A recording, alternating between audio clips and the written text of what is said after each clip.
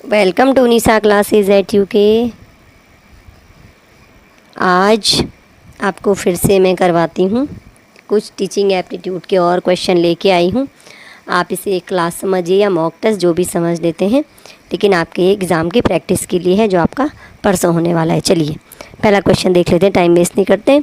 निम्नलिखित में से कौन सा कथन विकास के बारे में सत्य नहीं है? चार ऑप्शन है आपके पास। विकास अंतःक्रिया का फल है, विकास एक व्यवस्थित श्रृंखला का अनुगामी है, विकास एक व्यक्तिगत प्रक्रिया है, या विकास विशिष्ट से सामान्य की ओर होता है। तो आपकी तैयारी पूरी हो चुकी होगी, तो आप इस क्वेश्चन का आंसर बहुत अच्छे से लगा सकते हैं कि इसमें सही ऑप्शन कौन सा है। चार ऑप्शन आपके पास हैं, तो अगर आपने अच्छे से ये पढ़े हैं विकास के बारे में, क्योंकि आपका जो पहला यूनिट है विकास का ही है, तो इसमें जो पहला है वो क्या है? विकास अंतःक्रिया का फल है। बिल्कुल, विकास क्या है? अंतःक्रिया का फल है। किसकी अंतःक्रिया का फल है? आप अच्छे से जानते होंगे। व्यवस्थित श्रृंखला का अनुगामी है, विकास व्यक्तिगत प्रक्रिया है। ये तीनों पार्ट इसके सही हैं विकास के। तो गलत कौन सा है? ये वाला सही नहीं है। विकास विशिष्ट से सामान्य की ओर होता है, जबकि क्या होता है? विकास सामान्य से विशिष्ट की ओर होता है। तो इसमें जो गलत कथन है विकास के बारे में वो ऑप्शन 4 है, विकास विशिष्ट से सामान्य की ओर होता है। ठीक है, ये गलत है, जबकि होना क्या चाहिए? विकास सामान्य से विशिष्ट की ओर होता है। चलिए दूसरा क्वेश्चन देखते हैं। बालकों की सोच अमूर्तता की अपेक्षा मूर्त अनुभवों एवं प्रत्ययों से होती है, यह अवस्था है कौन सी? बालकों की सोच अमूर्तता की अपेक्षा मूर्त अनुभवों एवं प्रत्ययों से होती है, कौन सी अवस्था है? 7 से 12 वर्ष, 12 से वयस्क, 2 से 7 वर्ष, या जन्म से 7 वर्ष। तो जब तक मैं क्वेश्चन पढ़ती हूँ तब तक तो अगर आपका परसों पेपर है तो आप जल्दी से इसका आंसर लगा लेंगे। ठीक है, और हम इसका आंसर सही लगा लेते हैं। इसका आंसर है ऑप्शन नंबर 1, यानी बालकों की सोच अमूर्तता की अपेक्षा मूर्त अनुभवों एवं प्रत्ययों से होती है, यह अवस्था है 7 से 12 वर्ष की अवस्था में। ठीक है, चलिए आगे बढ़ते हैं। तीसरा क्वेश्चन, मानव विकास किन दोनों के योगदान का परिणाम है? जो मानव विकास है किन के विकास का परिणाम है? किन दोनों के योगदान का परिणाम है? अभिभावक एवं अध्यापक का, सामाजिक एवं सांस्कृतिक कारकों का, वंशक्रम एवं वातावरण का, या इनमें से कोई नहीं। तो आपका जो मानव विकास है वो किसका परिणाम है? क्या वो अभिभावक एवं अध्यापक का ही है? बस केवल इन दोनों का ही? नहीं, ये नहीं है। सामाजिक एवं सांस्कृतिक कारकों का योगदान है उसमें, या वंशक्रम एवं वातावरण का। तो सारे बच्चे जानते होंगे विकास से तो बहुत ही जो आप अगर बीएड किया है, आपने टीईटी दिया है, आपने है ना आज तक एग्ज़ाम दिए, तो सबसे पहले हम यही पढ़ते हैं कि जो मानव विकास है वो किसका परिणाम होता है? वंशक्रम एवं वातावरण के योगदान का परिणाम होता है। यह तो बहुत ही आसान क्वेश्चन है, प्रैक्टिस के लिए बहुत ज़रूरी है। छोटी छोटी चीज़ें कई बार ऐसी होती है ना एग्ज़ाम में रह जाती हैं, तो लास्ट टाइम पे आपको देखने के लिए बहुत काम आएंगी। नेक्स्ट है, निम्नलिखित में से कौन पियाजे के अनुसार बौद्धिक विकास का निर्धारक तत्व नहीं है? पियाजे के अनुसार, पढ़ लीजिए किसके अनुसार? पियाजे के अनुसार। और क्या है यहाँ पर? नहीं है। कौन सा बौद्धिक विकास का निर्धारक तत्व नहीं है? सामाजिक संचरण, अनुभव, संतुलनीकरण, या इनमें से कोई नहीं। तो चार ऑप्शन आपको यहाँ दिए गए हैं। कौन पियाजे के अनुसार बौद्धिक विकास का निर्धारक तत्व नहीं है? तो जिन बच्चों ने पढ़ा होगा वो आंसर लगा चुके होंगे। ठीक है, और इसका जो सही आंसर है वह क्या है आपका? बौद्धिक विकास का निर्धारक तत्व जो नहीं है पियाजे के अनुसार वह क्या है आपका? सामाजिक संचरण नहीं है। बाकी अनुभव और संतुलनीकरण दोनों क्या हैं? बौद्धिक विकास के निर्धारक तत्व हैं। चलिए आगे बढ़ते हैं। नेक्स्ट क्वेश्चन, 5th क्वेश्चन क्या है? निम्नलिखित में से कौन सी व्यूह रचना अधिक उपयुक्त है? कौन सी व्यूह रचना अधिक उपयुक्त है? तो आपने शिक्षण व्यूह पढ़े होंगे ना, आव्यूह वगैरह जो आपके अभी टीचिंग में पढ़े होंगे। आपका जो मेरे ख्याल से 4th यूनिट है उसमें आपके ये आएंगे। ठीक है, तो कौन सी व्यूह रचना आपकी अधिक उपयुक्त है? अधिकतम बच्चों को सम्मिलित करते हुए कक्षा में चर्चा करना, विद्यार्थियों को सम्मिलित करते हुए अध्यापक द्वारा निर्देशन, सहकारी अधिगम तथा पीयर ट्यूटरिंग यानी सहपाठियों द्वारा अनुशिक्षण, या अध्यापन के लिए योग्यता आधारित समूहीकरण। चार ऑप्शन आपको दिए गए हैं किस चीज़ के लिए व्यूह रचना जो अधिक उपयुक्त है, बतानी है कौन सी ज़्यादा उपयुक्त है। पहला वाला ऑप्शन है क्या? अधिकतम बच्चों को सम्मिलित करते हुए कक्षा में चर्चा करना, या विद्यार्थियों को सम्मिलित करते हुए अध्यापक द्वारा निर्देशन, सहकारी अधिगम तथा पीयर ट्यूटरिंग जिसे सहपाठियों द्वारा अनुशिक्षण लिखा गया, या अध्यापन के लिए योग्यता आधारित समूहीकरण। तो इस क्वेश्चन का आप सही आंसर बताएंगे। जो सबसे उपयुक्त व्यूह रचना है वह कौन सी है? सहकारी अधिगम तथा पीयर ट्यूटरिंग। ठीक है, तो जो व्यूह रचना इसमें अधिक उपयुक्त हो जाएगी वह हो जाएगी आपकी ऑप्शन नंबर 3, सहकारी अधिगम तथा पीयर ट्यूटरिंग। पीयर ट्यूटरिंग का मतलब क्या है? सहपाठियों द्वारा अनुशिक्षण। ठीक है, ये सभी क्वेश्चन किसी न किसी एग्ज़ाम में पूछे गए हैं, इसलिए आप एक बार इनको ज़रूर देखिएगा, आपके ज़रूर काम आएंगे। नेक्स्ट है, समस्या के अर्थ को जानने की योग्यता, वातावरण के दोषों, कमियों एवं रिक्तियों के प्रति सजगता किसकी विशेषता है? समस्या के अर्थ को जानने की योग्यता, वातावरण के दोषों, कमियों एवं रिक्तियों के प्रति सजगता किसकी विशेषता है? 4 ऑप्शन आपको यहाँ दिख रहे होंगे, तो जल्दी से आपने इनके आंसर लगा लिए होंगे। इतनी देर में तो एग्ज़ाम हॉल में भी आंसर लग जाता है। किसके हैं? क्या प्रतिभाशाली बालक, सामान्य बालक या सृजनशील बालक? तो इस क्वेश्चन का जो सही आंसर हो जाएगा, जो ये योग्यताएँ हैं ये किसकी हैं? ये हैं आपके सृजनशील बालकों की। ठीक है, ये सारी योग्यताएं किसकी हैं? सृजनशील बालकों की। नेक्स्ट क्वेश्चन देखते हैं, क्वेश्चन नंबर 7। एक कॉलेज जाने वाली लड़की ने फर्श पर कोट फेंकने की आदत डाल ली है। लड़की की मां ने उससे कहा कि कमरे से बाहर आओ और कोट को खूंटी पर टांग दो। लड़की अगली बार, इस प्रकार के क्वेश्चन पूछे जाते हैं इतने लंबे एग्जाम में। ठीक है, लड़की अगली बार घर में प्रवेश करती है, कोट को हाथ पर रखकर अलमारी की तरफ जाकर कोट को खूंटी पर टांग देती है। यह उदाहरण किस चीज़ का है? देखिए, पहले क्या है, कॉलेज जाने वाली लड़की ने फर्श पर कोट फेंकने की आदत डाली, माँ ने उसको डांटा और कहा कोट को खूंटी पर टांग दो। अगली बार लड़की क्या करती है? कोट को हाथ पर रखकर अलमारी की तरफ जाकर कोट को खूंटी पर टांग देती है। इसी में भाषा बदल के क्वेश्चन एग्जाम में पूछे गए हैं अब तक। ठीक है, तो यह उदाहरण किस चीज़ का है? पहला है श्रृंखलागत अधिगम का, दूसरा है उद्दीपन अनुक्रिया अधिगम का। पहला किसका है? श्रृंखलागत अधिगम का, उद्दीपन अनुक्रिया अधिगम का। यहाँ पे आप तीसरा ऑप्शन है प्रत्यय अधिगम का, या इनमें से सभी। ठीक है, तो यहाँ पे जो आपका ऑप्शन नंबर 1 है, ऑप्शन नंबर आपका श्रृंखलागत अधिगम का, ऑप्शन नंबर जो आपका 1 है श्रृंखलागत अधिगम का, यह उसका उदाहरण है। ठीक है, पहली बार वो कोट को फेंक देती है, अगली बार जब उसकी माँ कहती है कोट को खूंटी पर टांगो, तो वह कोट कर क्या करती है? खूंटी पर टांग देती है। तो यह उदाहरण किस चीज़ का आएगा? आपका श्रृंखलागत अधिगम का उदाहरण हो जाएगा। चलिए आगे बढ़ते हैं। नेक्स्ट क्वेश्चन है, बाह्य अभिप्रेरणा में समावेशित किया जाएगा। बाह्य अभिप्रेरणा में क्या समावेशित किया जाएगा?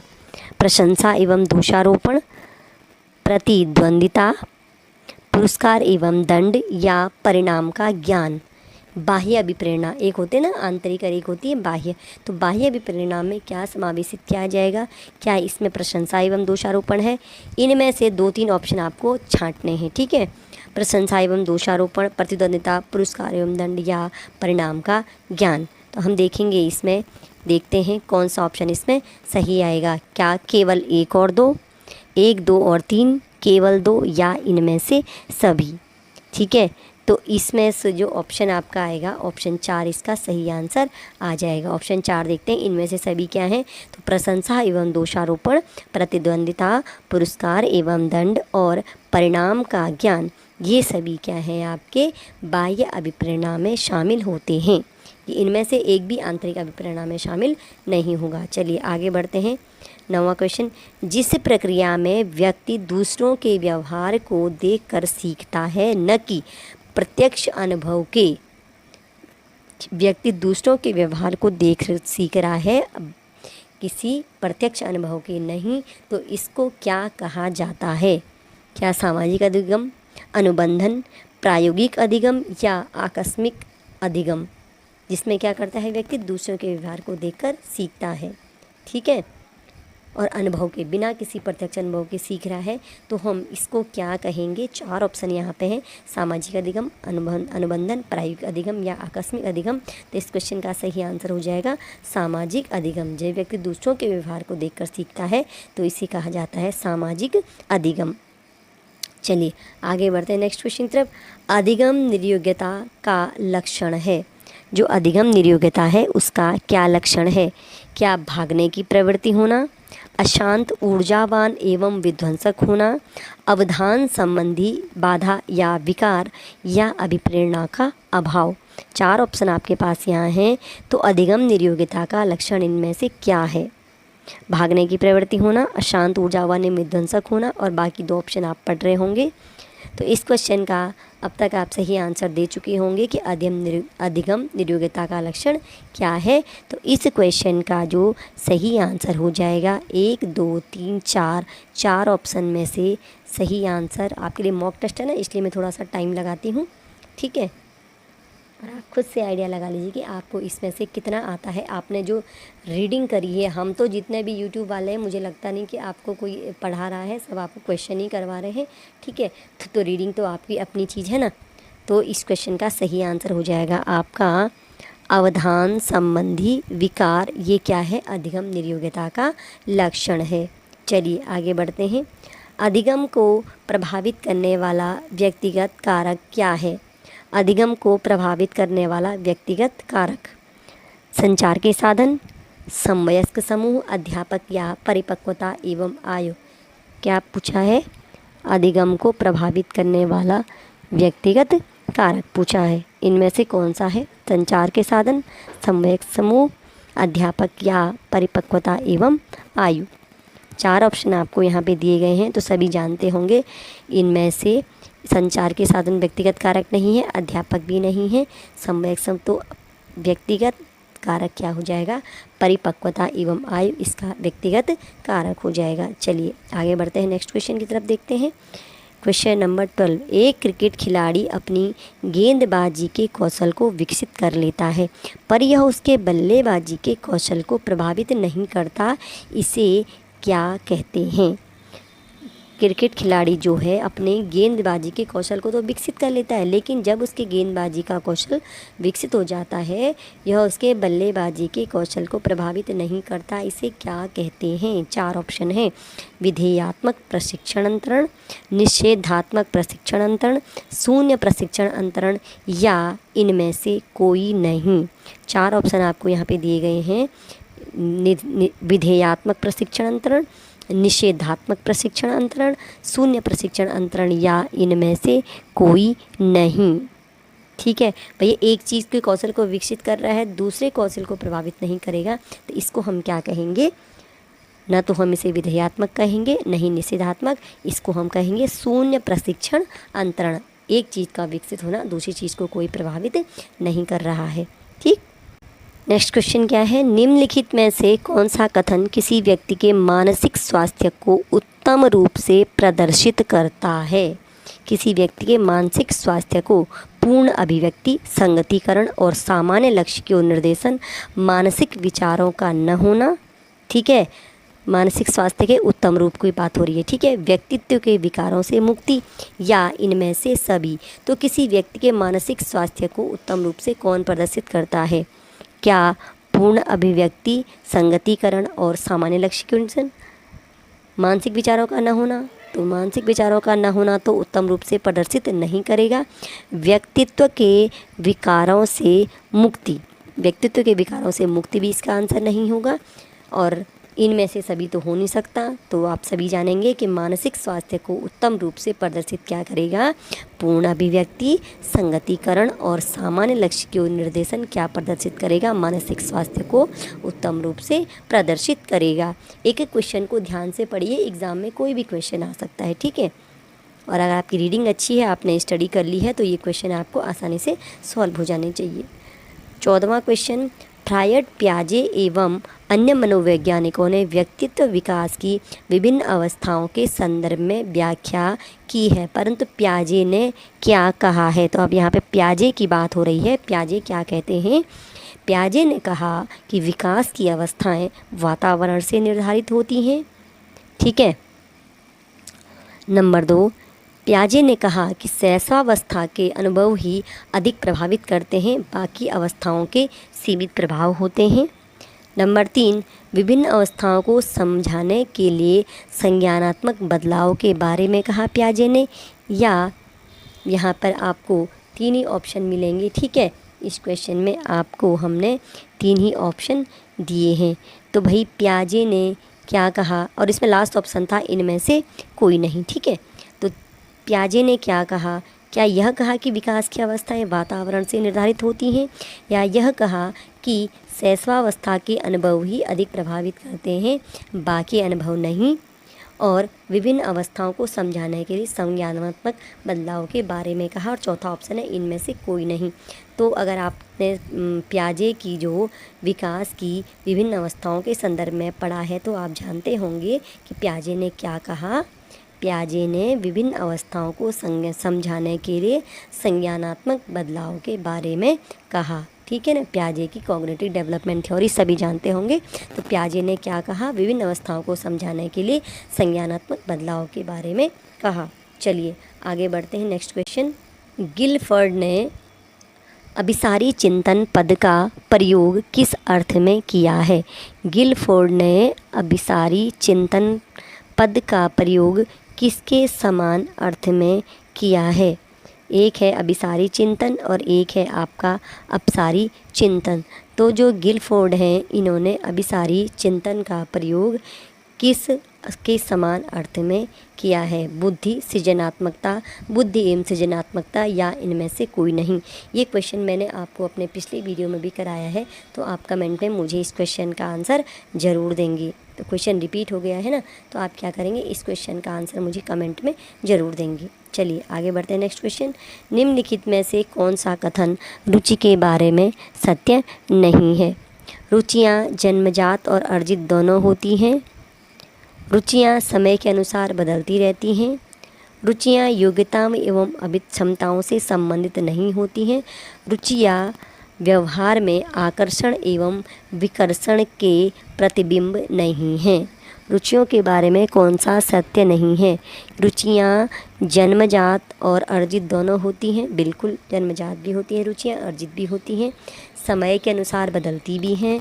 योग्यताओं एवं अभिक्षमताओं से संबंधित नहीं होती हैं रुचियाँ।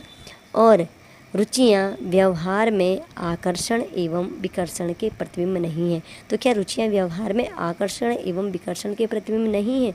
बिल्कुल, रुचियाँ आकर्षण एवं विकर्षण के प्रतिबिंब हैं। तो ये इसका आंसर गलत हो जाएगा। यह रुचि के बारे में सत्य नहीं है। व्यवहार में आकर्षण एवं विकर्षण के प्रतिबिंब हैं। ठीक है, तो चौथा आंसर इसका बिल्कुल गलत सही हो जाएगा, यानी यह सत्य नहीं है। नेक्स्ट क्वेश्चन है, अभिवृत्ति है एक भावात्मक प्रवृत्ति जो अनुभव के द्वारा संगठित होकर किसी मनोवैज्ञानिक वस्तु के प्रति पसंदगी या नापसंदगी के रूप में प्रतिक्रिया करती है। दूसरा है एक ऐसी विशेषता जो व्यक्ति की योग्यता का परिचायक है, जिसे किसी प्रदत्त क्षेत्र में विशिष्ट प्रशिक्षण, ज्ञान अथवा कौशल से सीखा जा सकता है। क्या ये है अभिवृत्ति जो योग्यता का परिचायक है और उसे विशिष्ट प्रशिक्षण, ज्ञान अथवा कौशल से सीखा जा सकता है? नंबर 3, व्यक्ति की बीजभूत क्षमता जो कि विशिष्ट प्रकार की होती है, क्या अभिवृत्ति ये है? तो इस क्वेश्चन का तीनों आपने पढ़ लिए होंगे अभिवृत्ति के बारे में, तो आप सभी जानते होंगे अभिवृत्ति क्या है। एक भावात्मक प्रवृत्ति है जो अनुभव के द्वारा संगठित होकर किसी मनोवैज्ञानिक वस्तु के प्रति पसंदगी या नापसंदगी के रूप में प्रतिक्रिया करती है। तो यह है आपकी अभिवृत्ति या एप्टीट्यूड। चलिए आगे बढ़ते हैं, क्वेश्चन देखते हैं। व्यक्ति एवं बुद्धि में वंशानुक्रम की कितनी भूमिका होती है? नाम मात्र की महत्वपूर्ण भूमिका, अपूर्वानुमेय भूमिका या आकर्षक भूमिका है? किसमें? व्यक्तित्व एवं बुद्धि में वंशानुक्रम की कितनी भूमिका है? बुद्धि में और व्यक्तित्व में वंशानुक्रम की कितनी भूमिका है? क्या बुद्धि में होती है? वंशानुक्रम की भूमिका, या जो हमारा व्यक्तित्व है इसमें कितनी भूमिका होती है आपके उसकी वंशानुक्रम की। व्यक्तित्व एवं बुद्धि में वंशानुक्रम की जो भूमिका होती है आपकी, वह कितनी होती है? वो होती है आपके नाम मात्र की भूमिका होती है। ठीक है, चलिए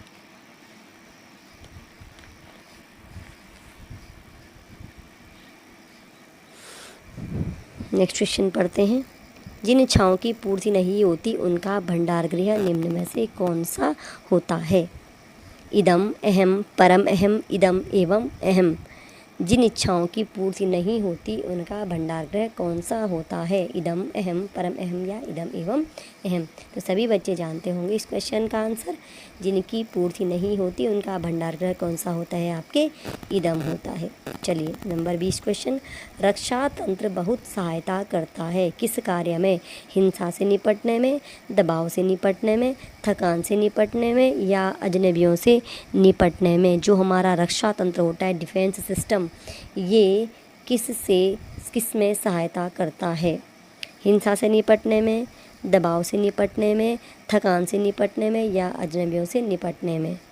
तो हमारा जो रक्षा तंत्र है वह सहायता करता है हमारी दबाव से निपटने में, हमारी सहायता करता है। चलिए आगे बढ़ते हैं, नेक्स्ट क्वेश्चन देखते हैं। शारीरिक निरोगिता वाले व्यक्ति के लिए निम्न में से कौन सी युक्ति रक्षा तंत्र में सबसे संतोषजनक होगी? क्या बोला गया है? शारीरिक निरोगिता वाले व्यक्ति के लिए कौन सी युक्ति रक्षा तंत्र में सबसे संतोषजनक होगी? जिस व्यक्ति में शारीरिक निरोगिता है। तादात्म्यीकरण, विवेकीकरण, अतिकल्पना, या इनमें से कोई नहीं। शारीरिक निरोगिता वाले व्यक्ति के लिए, ठीक है, कौन सी युक्ति रक्षा तंत्र में सबसे संतोषजनक होगी? 4 ऑप्शन है। तादात्म्यीकरण, विवेकीकरण, अतिकल्पना, या इनमें से कोई नहीं। तो इसका सही आंसर हो जाएगा आपका अतिकल्पना, इसका सही आंसर हो जाएगा। ठीक है, चलिए आगे बढ़ते हैं। बालक प्रसंग बोध परीक्षण 3 वर्ष से 10 वर्ष की आयु के बालकों के लिए बनाया गया है। ठीक है, पहले आप देखिए जो बालक प्रसंग बोध परीक्षण है किस वर्ष की आयु के बच्चों के लिए है? 3 वर्ष से 10 वर्ष। इस परीक्षण में जो कार्ड में क्या प्रतिस्थापित किए गए हैं? तो कार्ड में क्या प्रतिस्थापित किया गया है? क्या सजीव वस्तुओं के स्थान पर निर्जीव वस्तुओं को, लोगों के स्थान पे जानवरों को, पुरुषों के स्थान पर महिलाओं को, या वयस्क के स्थान पर बालकों को। तो जो बालक प्रसंगबोध परीक्षण 3 वर्ष से 10 वर्ष की आयु को बालकों के लिए बनाया गया है, तो उसमें कार्ड में प्रतिस्थापित क्या किए गए हैं? ये नहीं है, ये भी नहीं है, और ये भी नहीं है। यानी इसका सही आंसर है लोगों के स्थान पर जानवरों को प्रतिस्थापित किया गया है। किसमें? बालक प्रसंगबोध परीक्षण में। चलिए आगे बढ़ते हैं। सृजनशीलता के पोषण के लिए एक अध्यापक को निम्न में से किस विधि की सहायता लेनी चाहिए? किसके लिए? सृजनशीलता के पोषण के लिए, क्रिएटिविटी के पोषण के लिए कौन से विधि की सहायता लेनी चाहिए अध्यापक को? ब्रेनस्टॉर्मिंग, विचारावेश, व्याख्यान विधि, दृश्य श्रव्य सामग्री, या इनमें से सभी। तो क्रिएटिविटी बढ़ाने के लिए अध्यापक को किस विधि की सहायता लेनी चाहिए? तो व्याख्यान विधि से तो आपके क्रिएटिविटी बढ़ेगी नहीं, ठीक है, दृश्य श्रव्य से भी नहीं होगा, बल्कि ब्रेन स्टॉर्मिंग और विचारावेश से क्या होगा? आपके सृजनशीलता का पोषण होगा। चलिए आगे बढ़ते हैं, नेक्स्ट क्वेश्चन। निम्नलिखित में से कौन सा कथन सही नहीं है? आवश्यकता वंचना की शारीरिक अवस्था नहीं है। अंतर्नोद आवश्यकता का मनोवैज्ञानिक परिणाम है। जो अंतर्नोद है, क्या वह आवश्यकता का मनोवैज्ञानिक परिणाम है? देखना है क्या सही नहीं है, ठीक है, नहीं देखना है। आवश्यकता एवं अंतर्नोद समान नहीं है बल्कि समानांतर हैं, और मूल प्रवृत्तियां आंतरिक जैविक बल हैं। इसमें बताना है हमें कि कौन सा सही नहीं है। नंबर 1 क्या लिखा है आपका? आवश्यकता वंचना की शारीरिक अवस्था नहीं है। और जो इसका ऑप्शन है नंबर 2 अंतर्निहित आवश्यकता का मनोवैज्ञानिक परिणाम है, ये कथन सही है। अंतर्निहित जो है वह आवश्यकता का मनोवैज्ञानिक परिणाम है। आवश्यकता एवं अंतर्निहित समान नहीं है बल्कि क्या है, समानांतर हैं, ये भी सही है।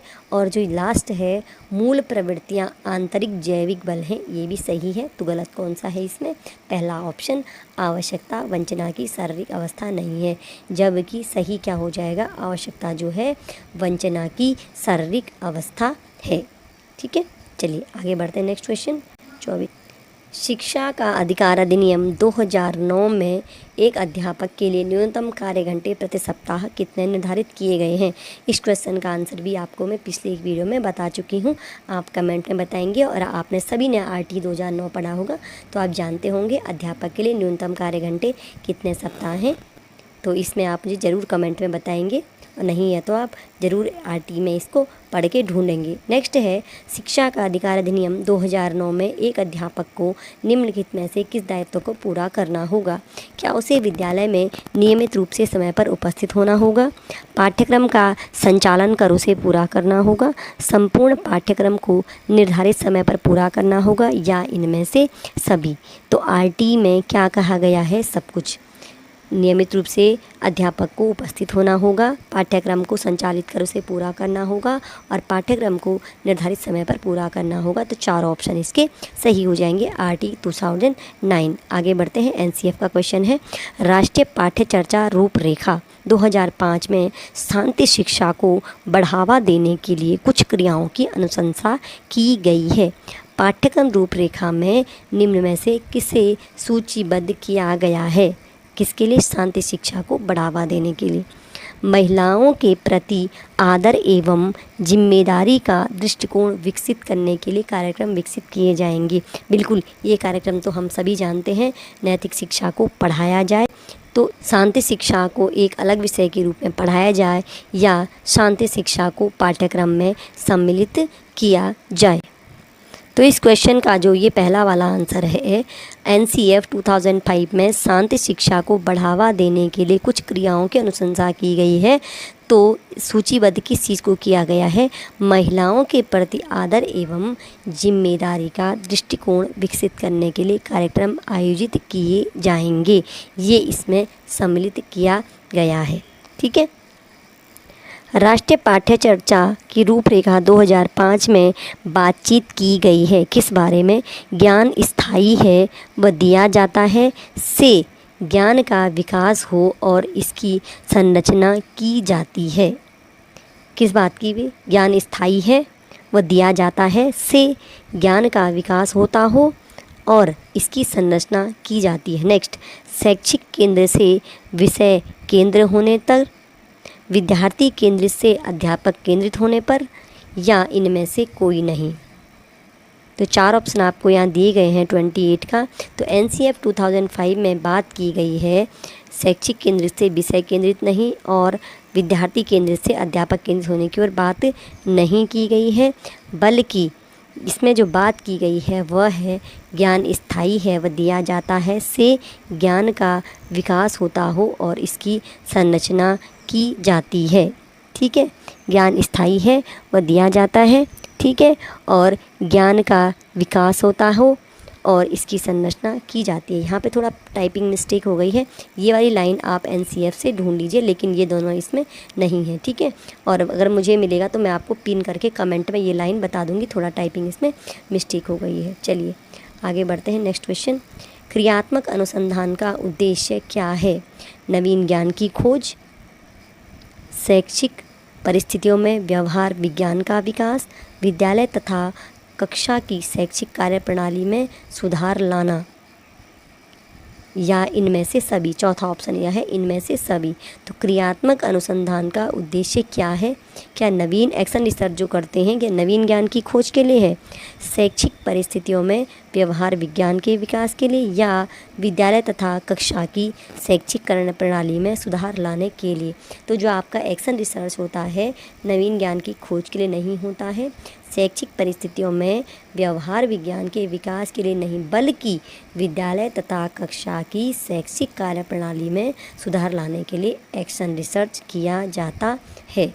ठीक है, तो आपने सभी और एक अंतिम क्वेश्चन है, राष्ट्रीय पाठ्य चर्चा रूपरेखा 2005 के अंतर्गत परीक्षा सुधारों में निम्न में से किस सुधार को सुझाया गया है?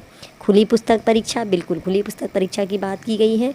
सतत राष्ट्रीय पाठ्यचर्या रूपरेखा, सतत निरंतर एवं व्यापक मूल्यांकन CCE इसमें है, सामूहिक कार्य मूल्यांकन या इनमें से सभी। तो इस क्वेश्चन का आंसर हो जाएगा इनमें से सभी। जो आपका NCF 2005 है उसमें खुली पुस्तक परीक्षा, CCE और सामूहिक कार्य मूल्यांकन सभी की बात की गई है। तो आज 30 क्वेश्चन जो ये थे, एक क्वेश्चन पेपर था किसी एग्ज़ाम का, वहाँ से मैंने ये क्वेश्चन उठाए हैं और सारे क्वेश्चन मुझे इंपॉर्टेंट लगे और ये लगा कि हो सकता है आपके एग्ज़ाम में 1-2 क्वेश्चन इससे पूछ लिए जाएँ। तो एक बार आप इसको ज़रूर देख के जाइएगा। और अगर आपको PDF चाहिए तो पहले कमेंट कीजिएगा, PDF आपको हम टेलीग्राम चैनल पे अपलोड करवा देंगे।